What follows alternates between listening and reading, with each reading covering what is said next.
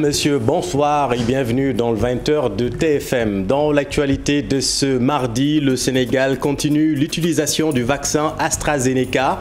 Selon Abdoulaye Diouf Sarr, notre pays se réfère à l'OMS et au comité consultatif pour la vaccination au Sénégal. Suspicion autour du vaccin AstraZeneca, un cas d'effet secondaire est suivi à Yeumbeul. Plus de 40 000 doses du vaccin britannico-suédois ont été administrées au Sénégal. Des spécialistes appellent à la prudence. La campagne de vaccination ne souffre pas pour le moment de la méfiance des Européens. Vous le verrez sur le terrain, elle suit son cours avec AstraZeneca. Reportage à suivre. L'actualité, c'est aussi la rencontre entre Khalifa Sall et Ousmane Sonko. Les deux opposants appellent à l'union des forces pour faire face au régime. Plus de détails dans un instant. Autoroute de l'avenir, l'État devient actionnaire avec une redevance domaniale d'au moins 800 millions par an. L'État du Sénégal va donc entrer dans le capital de la société FH de la concession de l'autoroute de l'avenir à hauteur de 25%. On vous explique tout dans cette édition.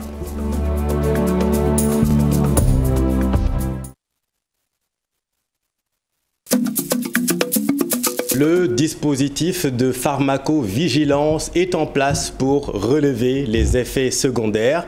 Selon Abdoulaye Diouf Sarr, rien n'indique que le Sénégal doit suspendre ou arrêter l'administration du vaccin AstraZeneca.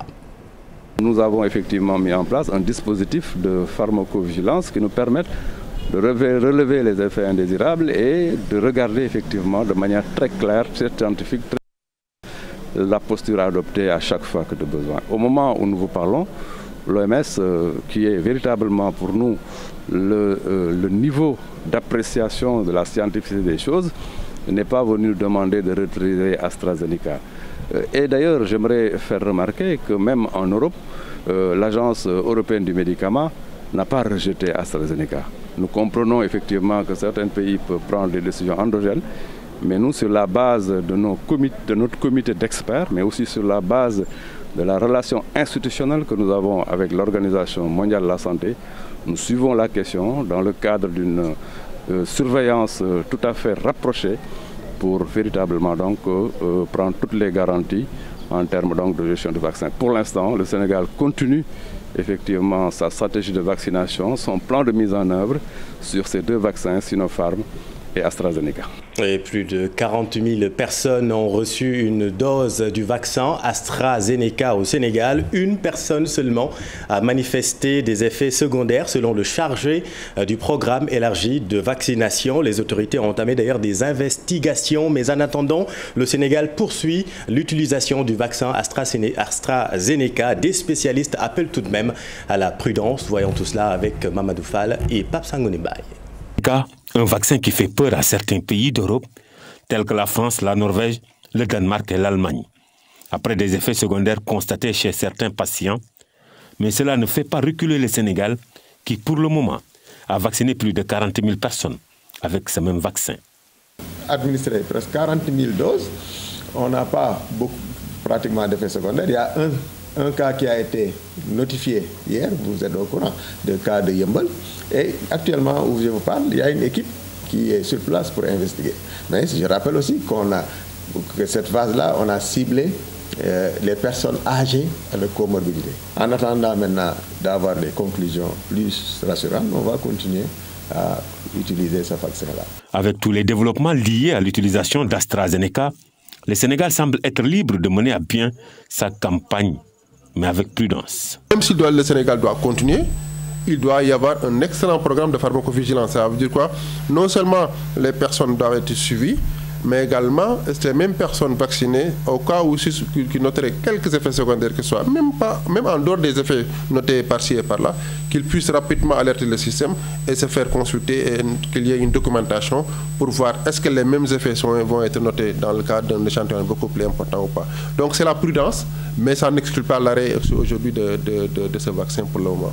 Pour le docteur Badiane, la piste politique fait défaut à ce vaccin. L'autorité sanitaire au niveau des pays européens parle de décisions politiques. Donc nous, en tant que scientifiques, on se limite à une décision scientifique. Mais le professeur Daouda Ndiaye invite les autorités sanitaires à plus d'offres vaccinales. Encore une fois, s'il y a d'autres vaccins qui ont la même efficacité et qui n'ont pas d'effet secondaire, il faut qu'ils soient disponibles, il faut aller vers ça. L'AstraZeneca fait son bonhomme de chemin au Sénégal au moment où d'autres pays l'ont suspendu. Pour les autorités sanitaires, mieux vaut utiliser ce sérum au lieu de regarder le virus faire des ravages. Oui, Mamadou, et rappelons que la suspension ou l'arrêt du vaccin AstraZeneca pourrait sérieusement compromettre la réussite de la campagne de vaccination des pays qui participent à l'initiative COVAX comme le Sénégal, car AstraZeneca a l'avantage d'être plus facile à stocker. Sa conservation ne requiert pas la très basse température comme c'est le cas pour les vaccins de Pfizer, BioNTech et de Moderna. Dans tous les cas, sur le terrain, le déroulement de la campagne ne souffre d'aucune perturbation malgré les suspicions autour du vaccin AstraZeneca. Illustration dans ce reportage au centre de santé Nabil Chouker avec Maïmouna Ndiaye et Pape Sangoune Mbaye. Elle a quitté très tôt son domicile pour prendre sa première dose de vaccin contre le coronavirus. La responsable de famille n'a aucune crainte sur l'efficacité des vaccins. Je ne pense pas aux effets secondaires dont on parle, c'est une désinformation. Vacciner pour nuire, je n'y crois pas franchement. Je me suis inscrite la semaine dernière parce que je souffre d'une maladie chronique. Et ce matin, je me suis présentée sans difficulté. Je n'ai même pas duré dans ce district de santé. Deux voisins qui ont pris le même engagement. S'il y avait quelque chose de grave, comme mon fils pharmacien n'allait pas me dire maman d'y aller, mon fils infirmier n'allait pas me proposer d'y aller, mais ils m'ont dit allez-y, j'y vais. J'ai un fils qui travaille à l'hôpital principal et pas plus tard que la semaine dernière, des membres de ma famille se sont vaccinés. C'est pourquoi je me suis présentée ce matin.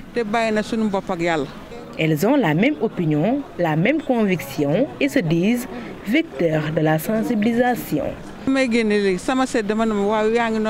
Mon petit-fils, par contre, il ne voulait pas que je me fasse vacciner, mais je rends grâce à Allah le Tout-Puissant.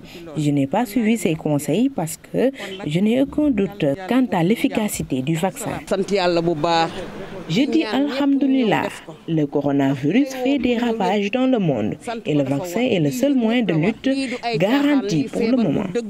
Quant à d'éventuels effets secondaires, ces dames n'y pensent même pas. Elles ont pris leur dose et sont rentrées tranquillement, se donnant rendez-vous dans quelques jours pour une seconde dose.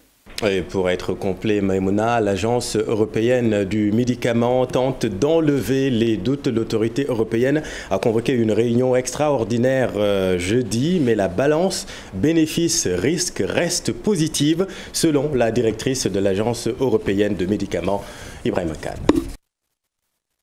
Faut-il renoncer au vaccin du laboratoire suédo-britannique après le scepticisme affiché par bon nombre de pays de l'UE? L'Agence européenne du médicament semble répondre par la négative par la voix de sa directrice. Nous sommes toujours fermement convaincus que les avantages du vaccin AstraZeneca dans la prévention du Covid-19, avec son risque associé d'hospitalisation et de décès, l'emportent sur le risque de ses effets secondaires. À l'issue de sa réunion ce mardi, la structure s'est voulue réaliste sur la controverse autour du vaccin AstraZeneca, précisant que les essais cliniques ont montré un nombre infime de développement de caillots sanguins. À l'heure actuelle, rien n'indique que la vaccination ait causé ces problèmes. Ils n'ont pas été mentionnés dans les essais cliniques et ils ne sont pas répertoriés comme effets secondaires connus ou attendus. Aujourd'hui, pas moins d'une quinzaine de pays, dont la France et l'Allemagne, ont déjà suspendu à titre préventif le vaccin, mais l'AEM, qui doit rendre officiellement son avis sur le vaccin controversé, s'est dite convaincue des bénéfices du produit en question. Merci Ibrahima, et voilà ce que nous pouvions dire sur cette affaire. En politique, va-t-on vers une convergence des luttes entre Khalifa Sall et Ousmane Sonko? Les deux opposants se sont rencontrés cet après-midi. En conférence de presse, ils appellent à l'union des forces de l'opposition pour faire face au régime en place. Habib Faye, Modou Diop. Se sacrifier pour le bonheur de la population, c'est ce que compte faire Ousmane Sonko. En visite de courtoisie chez Khalifa Ababacar Sall, le leader de PASTEF déclare changer le visage de l'homme politique sénégalais. Nous n'avons pas été seuls dans ce combat. Tout le peuple sénégalais s'est levé comme un seul homme. Jamais de mémoire de Sénégalais on a vu cela. Mais toute la classe politique, les mouvements citoyens, la société civile s'est levée comme un seul homme pour dire que ça suffit. Mais ce mouvement, nous devons comprendre que ce n'est pas lié seulement à l'affaire Ousmane Sonko. C'est le condensé d'un ensemble de frustrations, de reflux et de rejet des méthodes de Macky Sall. L'heure de créer un collectif composé d'opposants et de membres de la société civile a sonné pour mieux contrôler la gestion du gouvernement. L'opposition politique, la société civile, les mouvements citoyens, indépendamment des colorations politiques, indépendamment des ambitions et des projets que nous retrouvions autour de l'essentiel. Et l'essentiel, c'est de défendre la démocratie sénégalaise. L'essentiel, c'est de défendre nos acquis, mais l'essentiel, c'est d'être du côté du peuple qui souffre. Ce que nous vivons aujourd'hui est le point d'un nouveau départ dans la construction de ce pays. C'est un nouveau départ pour que la démocratie en consolidation puisse continuer à s'améliorer, à s'exercer dans les meilleures conditions pour tous et par tous. Ousmane Sonko regrette les morts dans les manifestations, des pertes en vies humaines qui le motivent à élargir sa responsabilité envers le peuple. Le premier de ces enseignements, c'est que le peuple semble être plus près que sa classe politique. Nous devons nous rattraper ce peuple aujourd'hui. Nous devons montrer que nous sommes à la hauteur de ce peuple. En quoi faisant? Au quartier général de Tahaou Sénégal, Ousmane Sonko et Khalifa Sall ont magnifié l'implication des guides religieux en vue d'un apaisement social dans le pays. Merci Habib. L'autre grand titre de cette édition, l'État du Sénégal va entrer dans le capital de la société Eiffage de la concession de l'autoroute de l'avenir CK-SA à hauteur de 25%. C'est une annonce du ministre des Infrastructures, des Transports terrestres et du Désenclavement, Mansour Faye. Selon lui, l'État percevra aussi une redevance domaniale représentant 2% du chiffre d'affaires annuel de la société, avec au minimum 800 millions de francs CFA par an au lieu de 1000 francs par an dans le contrat actuel. Le protocole d'accord a été signé par le ministre du Budget et des Finances, Abdoulaye Daouda Diallo, son collègue de l'économie, Amadou Hott, celui des infrastructures, des transports terrestres et du désenclavement, Mansour Faye, et le directeur général de l'APIX, ainsi que l'administrateur général de CK, Gérard Sénac. Le syndicat des travailleurs des BTP remet en cause la légitimité de Adama Lam, le tout nouveau président de la CNES.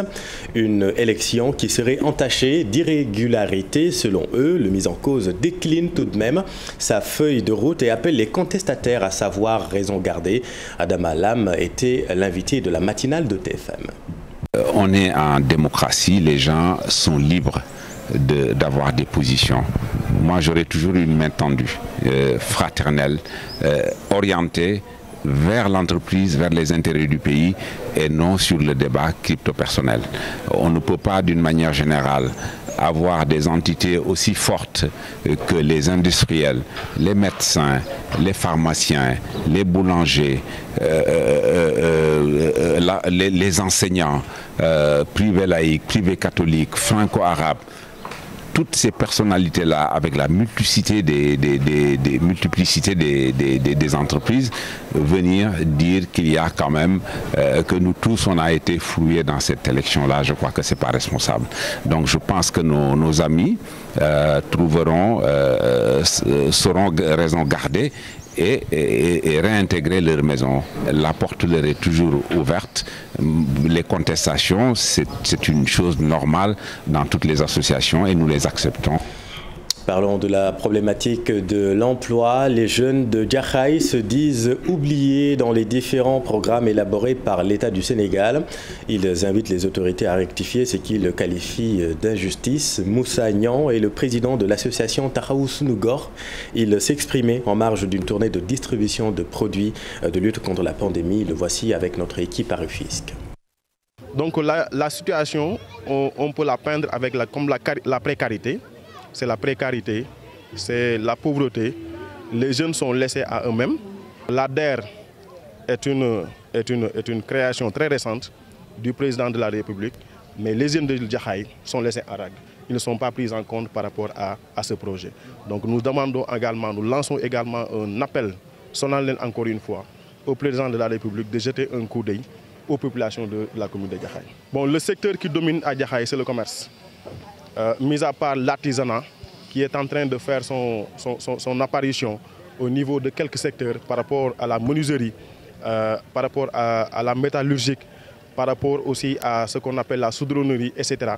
C'est des secteurs qui sont en train de prendre forme au niveau de l'artisanat. Mais il n'y a pas, encore une fois, d'accompagnement de la part de l'État, de la part des services déconcentrés. Donc, encore une fois, nous avons le besoin. C'est quelque chose qui se fait se ressentir dans notre vie de tous les jours. La colère gronde également à Kaolack avec cette grogne des marailleurs du marché central aux poissons. Ils s'insurgent contre le blocage des camions frigorifiques venant de la Mauritanie. Le préjudice est considérable selon Atoman Ndiaye de l'association des marailleurs. Le voici avec notre équipe à Kaolack. Nous sommes ici aujourd'hui pour dénoncer vraiment l'attitude du ministre de la Pêche, M. Aliou Ndoye. M. Aliou Ndoye, ministre de la Pêche, nous l'interpellons sur les camions frigorifiques du poisson de Mauritanie, qu'il a bloqué depuis il y a maintenant 2 semaines de cela. Maintenant, tous les marchés sont vides de poissons, surtout les poissons d'espèces là, qui sont accessibles à toutes les populations du Sénégal. Car ça ne coûte que 750 ou 800 au plus cher. Donc cette poisson-là est accessible à tout le monde. Maintenant, il y a quelques femmes qui sont parties dire au ministre que nous ne pouvons pas travailler à cause des voitures du poisson, à cause des camions du poisson venant de la Mauritanie.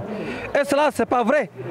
Ces poissons du Mauritanie-là, ces camions de Mauritanie-là, ce sont ces camions-là qui ravisionnent la population sénégalaise. Il faut que le ministre ouvre les yeux et nous écoute, nous en tant que les marailleurs, en tant que les techniciens de la pêche. Donc nous faisons appel à M. le ministre Aliou Ndoye de laisser le plus vite possible les camions frigorifiques venant de la Mauritanie. Et restons à Kaolack pour parler du projet de construction d'un centre commercial dans l'enceinte de la nouvelle gare routière de Kaolack. Nous en parlions hier. Un projet qui risquerait d'encombrer la gare avec la création de 200 cantines selon les chauffeurs. Le maire de Kaolack rassure, selon Maria Massar, le nombre de cantines sera très limité. Ils disent qu'il y a beaucoup de cantines, mais nous avons toutes les statistiques.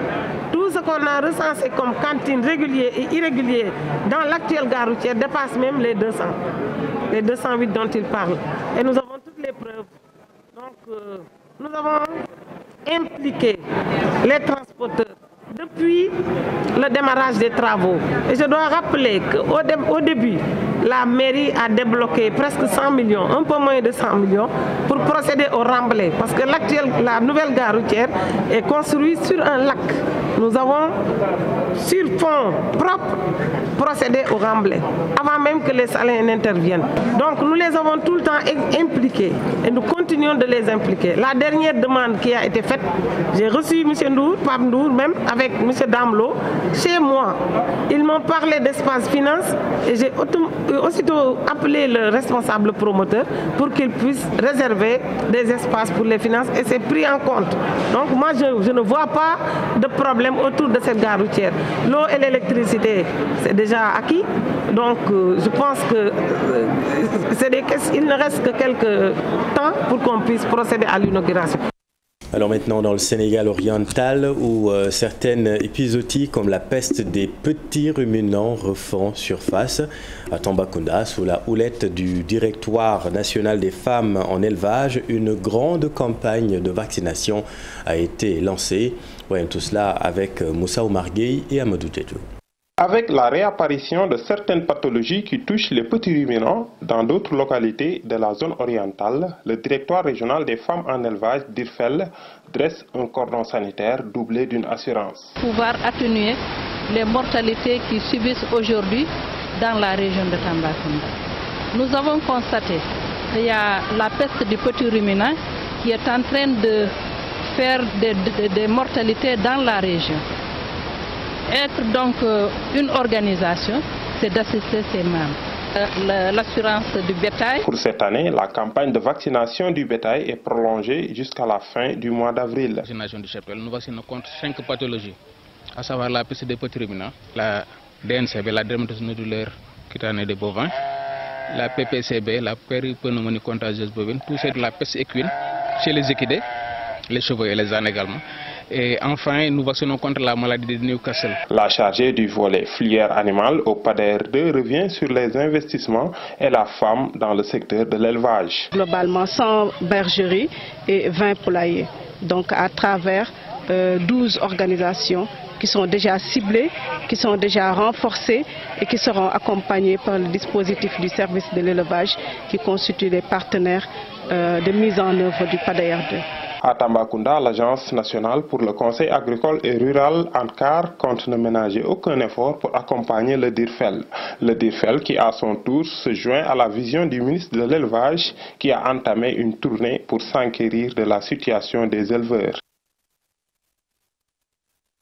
Merci Moussa Omar et restons dans le domaine de l'élevage, la FAO dans la mise en œuvre des champs écoles agro-pastoraux dans la zone sylvo-pastorale a facilité la formation d'éleveurs et producteurs aux bonnes pratiques d'élevage. Objectif leur permettre de développer des activités productives et de consolider leurs moyens d'existence. 50 béliers et 100 brebis reproductrices ont été remis à 50 ménages vulnérables. Le ministre de l'élevage et des productions animales Ali Saleh a présidé la cérémonie. Voyons tout cela avec Mamadou Moustapha Ndiaye et Omar Ka. Cette cérémonie se tient dans le cadre du projet Intégration de la résilience climatique dans la production agro-pastorale pour la sécurité alimentaire dans les zones rurales vulnérables à travers l'approche des champs écoles paysans initiés par la FAO. Le projet Résilience climatique de la FAO est donc venu à son heure. Il permettra en effet aux communautés pastorales et agropastorales de disposer de stratégies et de bonnes pratiques d'adaptation permettant de faire face aux impacts négatifs que nous venons d'évoquer. S'agissant du dispositif d'appui que vous avez spécifiquement dédié aux ménages les plus vulnérables, avec la mise à leur disposition de noyaux de 50 béliers géniteurs et 100 brebis reproductrices, il m'apparaît d'une importance capitale.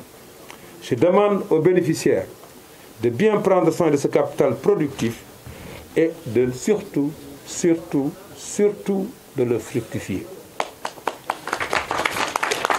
Il contribuera au développement d'actifs productifs pour les 5 ménages ciblés. Le ministre Ali Saleh Diop, interrogé par Mamadou Moustapha Ndiaye et Omar Ka. Alors maintenant, dans le sud, où 28 villages frontaliers à la Gambie font face aux défis infrastructurels. Dans la commune de Ndiamateli, les populations de la commune de Ndiamateli lancent un cri de détresse dans ce reportage de Bakary Konté et Kali Diamé. Les 28 villages de la commune de Ndiamalakel traversent le calvaire. Ils n'ont pas de poste de santé. La seule case de santé de la localité n'a pas de médicaments ni d'ambulance. Cette case existe depuis 16 ans et tous les villages se soignent ici. C'est Al-Khali Cissé qui nous soutenait, mais depuis sa mort, nous n'avons aucun soutien. Les jeunes ont construit un poste de santé et attendent que la case soit érigée en poste de santé. On n'a pas d'ambulance. On est obligé de se rabattre sur Ndiamakuta pour évacuer nos malades.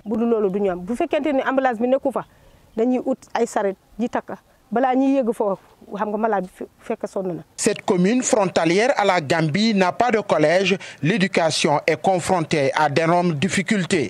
La commune de Ndiamalakel, nos frères et sœurs, leur éducation est en danger. Dans l'école élémentaire, il y a une route qui passe là-bas. Dans la route, il se passe des voitures, des motos de Jakarta et des sarrettes. Aujourd'hui, la commune de Ndiamalakel, qui dispose de 28 villages, n'a même pas de CM. Et puis chaque année, la commune sort plus de centaines d'élèves de l'entrée de 6e. Le seul forage de la localité est tombé en panne depuis plusieurs années. Les puits sont très profonds. Nous souffrons pour avoir de l'eau potable. Notre forage est tombé en panne et nous demandons l'aide du président de la République. Le réseau téléphonique fait défaut. Partout dans la commune de N'Djamalachiel ne dispose aucune antenne de réseau Sonatel. Le réseau Gambie domine le réseau du Sénégal. Notre communication est paralysée. Ces populations très remontées contre les autorités locales. L'incompétence de nos dirigeants, notamment M. le maire Babacar Diallo, et son manque d'amour devant notre population. Ces 28 villages frontaliers à la Gambie attendent avec impatience l'aide du gouvernement afin de sortir du gouffre. Merci Bakary. Dans l'actualité internationale, le général Amadou Sanogo et une quinzaine de co-accusés relâchés au procès pour assassinat de 21 bérets rouges en 2012. La région de Tillabéri, dans l'ouest du Niger, victime d'une nouvelle attaque terroriste qui a fait une trentaine de morts. Et puis les Birmans qui ont massivement rendu hommage ce mardi à des manifestants pro-démocratie tués par les militaires. Daniel Diouf. Au Mali, le procès pour assassinat contre le général Amadou Sanogo et une quinzaine de co-accusés se termine sans verdict. Amadou Sanogo, meneur d'un putsch en 2012 au Mali, la cour d'assises de Bamako a ordonné lundi d'y mettre fin en invoquant une loi controversée adoptée en 2019 au nom de la réconciliation. La loi rend possible l'amnistie ou la grâce pour les auteurs de certains crimes perpétrés pendant la crise de 2012. Le tribunal a également invoqué un accord de dédommagement conclu entre l'État malien et les parties civiles. Les mises en cause avaient déjà été relâchées en janvier 2020 après 6 années de détention.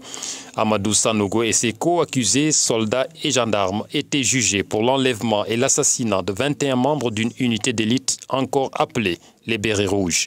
Sauf pour voie possible du ministère public, la Cour a décidé de mettre un terme au procès. Nouvelle attaque terroriste au Niger dans la région de Tillabéri. Au moins une trentaine de personnes tuées près de Banibangou dans l'ouest du pays. Selon des sources sécuritaires, des villageois ont été attaqués ce lundi. Les victimes sont des villageois qui revenaient du marché hebdomadaire de Banibangou près de la frontière avec le Mali. Il s'agit d'un grand marché de bétail important pour l'économie de la région. Selon des sources sur place, des véhicules dans lesquels voyageaient les villageois ont été arrêtés par des hommes armés qui auraient abattu les passagers à l'intérieur avant d'y mettre le feu. Et puis, les Birmans ont rendu hommage mardi à des manifestants pro-démocratie tués par les militaires, l'armée qui mène depuis plusieurs semaines une répression brutale contre ses opposants. Selon l'ONU, qui condamne ces exactions, des centaines de personnes sont portées disparues depuis le coup d'État du 1er février. Plus de 180 civils tués par les forces de sécurité depuis le coup d'État contre Aung San Suu Kyi, d'après l'association d'assistance aux prisonniers politiques. Selon cette association, près de 2200 personnes, hommes politiques, responsables locaux, activistes, artistes, fonctionnaires grévistes, ont été arrêtés depuis le 1er février. Parmi ces personnes, Aung San Suu Kyi, toujours mise au secret. L'ancienne chef du gouvernement civil birman devait comparaître par vidéoconférence lundi, mais l'audience a été reportée au 24 mars faute d'Internet. Merci Daniel. Dans l'actualité sportive, la périodicité de la CAN maintenue à 2 ans par le président de la Confédération africaine de football. La liste d'Eswatini, adversaire du Sénégal le 30 mars prochain, publiée. Et puis en lutte, seulement la moitié des places des stades seront ouvertes au public. Le round-up de l'Actu Sport avec Cher Sadibou Diarra. La lutte sénégalaise pour démarrer. Pour le bon déroulement de la saison dans cette période de crise sanitaire, le CNG continue d'établir des modalités. À l'issue de sa réunion hebdomadaire, l'instance a arrêté le remplissage des stades à moitié de leur capacité d'accueil. Un public qui sera soumis au respect strict des gestes barrières pour pouvoir suivre les affiches dont les promoteurs commencent à fixer les dates. Eumeu Sène Lac de Guiers 2 retenu pour le 4 avril. Bombardier Balla Gaye 2 en juin et Papa Sow Cité en août. Passons au football. L'Eswatini, le deuxième adversaire du Sénégal dans la fenêtre des éliminatoires de la CAN 2022 de ce mois de mars, a dévoilé sa liste de 25 sélectionnés. Un groupe inchangé est composé uniquement de locaux. La sélection d'Aliou Cissé est par contre attendue d'ici le début de la semaine prochaine. En attendant, le nouveau président de la CAF, Patrice Motsepe, a tenu une conférence de presse ce mardi dans son pays, l'Afrique du Sud. Le dirigeant de 59 ans y a annoncé le maintien de la périodicité de la CAN à 2 ans. Un besoin pour les ressources financières des 54 fédérations, selon le président de la CAF, qui compte s'appuyer sur toutes les expertises en Afrique et de la diaspora pour bien rentabiliser le football africain durant son mandat. Patrice Motsepe s'est également montré optimiste sur un triomphe d'un pays africain en Coupe du Monde et dans un avenir très proche. En Europe, Zlatan Ibrahimovic est rappelé en équipe nationale de la Suède. À 39 ans, l'attaquant fait son retour après 4 ans et demi d'absence. Avec 62 buts inscrits en 116 sélections, Ibrahimovic, convoqué pour les 2 journées de qualification de la Coupe du Monde 2022, sera peut-être un renfort de choix pour la Suède lors de l'Euro 2021. Et puis un mot sur la 4e journée de la Ligue africaine des champions qui se joue actuellement. La Teungueth FC défie depuis 19h le Mouloudia Club d'Alger. Après 66 minutes de jeu, le score est de 1-0 en faveur des Algériens. C'est la fin de cette édition. Rappelez que tout à l'heure, vous pourrez suivre une édition spéciale consacrée justement au vaccin AstraZeneca, le Sénégal, le vaccin AstraZeneca et le principe de précaution dans la riposte de Covid-19 avec d'éminents invités comme le docteur Mamadou Ndiaye, directeur de la prévention, le professeur Ousmane Ndiaye, membre du comité consultatif pour la vaccination au Sénégal, le professeur Yerim Banik Diop, directeur de la pharmacie et du médicament, et puis le docteur Boubacar Signaté, médecin urgentiste, mais aussi le professeur Sylvain Landry-Faye, socio-anthropologue, enseignant-chercheur à l'université Gaston Berger, édition spéciale que vous pourrez suivre tout à l'heure avec Abdoulaye Cissé. Mais tout de suite, l'info continue dans Soir d'info avec l'éminent Pape Abdoulaye Der qui reçoit ce soir monsieur